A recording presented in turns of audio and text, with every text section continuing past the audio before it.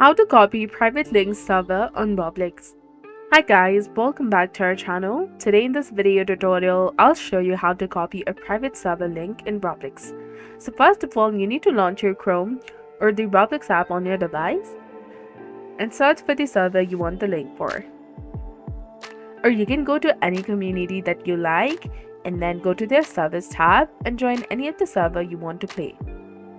Now once you're in the game page, click on servers and scroll down a bit. You will see three dots beside the server, and then click on the three dots and then click on configure. This will open a new page, and from there you can generate and copy the private server link. So I hope this helps. If you found this guide helpful, please like, share and subscribe. Thanks for watching. See you in the next one.